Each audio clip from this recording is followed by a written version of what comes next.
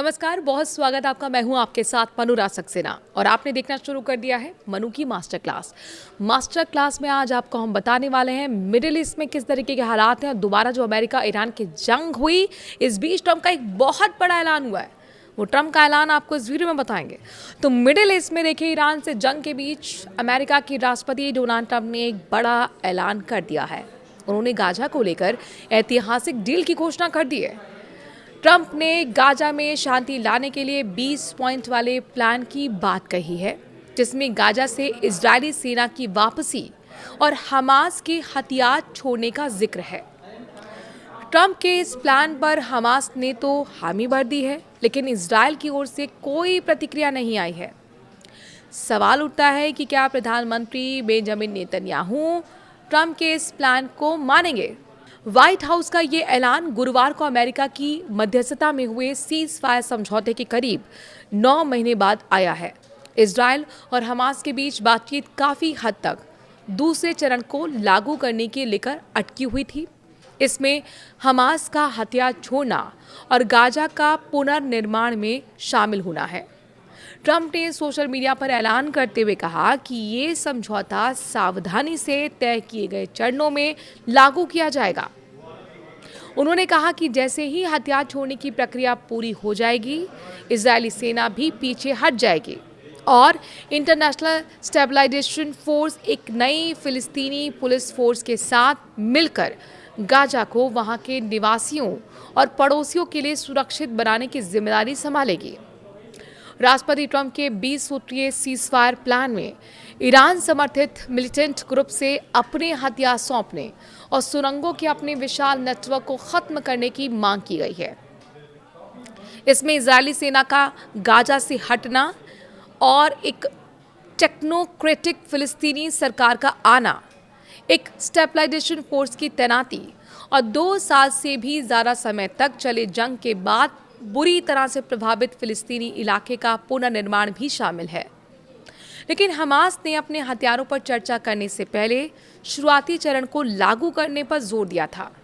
Group के founding charter में Israel के खिलाफ हथियारों के साथ जंग की बात कही गई है।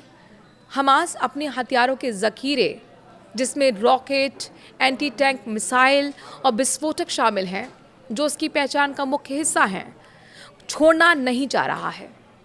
हालांकि हमास ने इसे महीने की शुरुआत में यह ऐलान किया था कि उसने गाजा में अपनी सरकार भंग कर दी है और सीज फायर डील के तहत संयुक्त राष्ट्र समर्थित एक तकनीकी समिति को सत्ता सौंपने की तैयारी कर रहा है।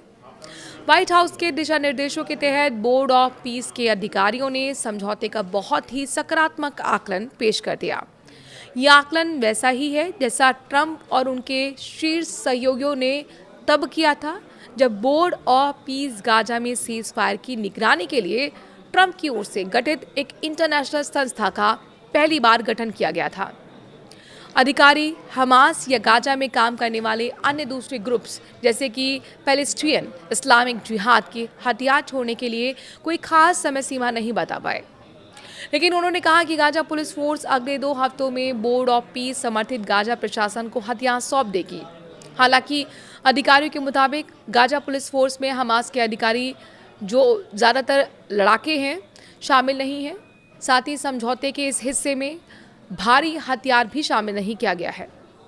बोर्ड ऑफ पीस से जुड़े एक अधिकारी ने बताया कि इसकी वजह भारी हथियारों को सौंपने और हमास की सुरंग और दूसरे इंफ्रास्ट्रक्चर को ख़त्म करने का काम बाद में होगा। इसमें 7 महीने से ज़्यादा यानी कि 200 से 350 दिन लग सकते हैं। एक अमेरिकी अधिकारी ने कहा कि बातचीत के हर चरण में इजरायली से राय मशवरा ली गई है, जो हमास के हथियार छोड़ने या फिर कम से कम गाजा पर पर्दे के पीछे अपने नियंत्रण छोड़ने की इच्छा को लेकर बहुत शक में था। अमेरिका के एक अधिकारी ने कहा कि अगर इजरायल गाजा के लिए राष्ट्रपति डोनाल्ड ट्रंप के 20 पॉइंट प्लान को आगे नहीं बढ़ने देता है तो वो बहुत निराश होंगे। बेंजामिन नेतन्याहू के ऑफिस से गुरुवार को पहले कहा गया था कि यह प्रस्ताव इजरायल की मांगों को पूरा नहीं करता है। इसमें संकेत मिलता है कि यरूशलेम इसे आगे नहीं बढ़ने देगा। अमेरिका के सीनियर अधिकारी ने चेतावनी देते हुए कहा कि हम इजरायल से ऐसा कुछ करने के लिए नहीं कह रहे जो उस 20 सूत्रीय प्लान में नहीं है, जिस पर वो शुरू में सहमत हुए थे। और इसमें हमें पूरा भरोसा है कि वे इसका पालन करेंगे। अगर वे ऐसा नहीं करते तो राष्ट्रपति ट्रंप बहुत ज़्यादा निराश होंगे।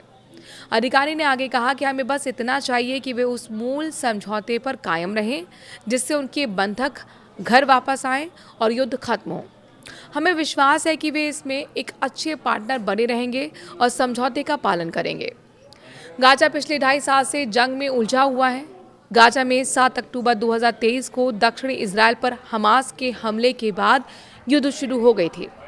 इसमें करीब 1200 लोग मारे गए और 251 लोगों को बंधक बनाकर रख लिया गया। जबकि गाजा के स्वास्थ्य मंत्रालय के मुताबिक गाजा में इजराइल के जवाबी हमले में 73,000 से ज़्यादा फिलिस्तीनी नागरिक मारे गए। इनमें युद्ध विराम के बाद मारे गए लोग भी शामिल हैं।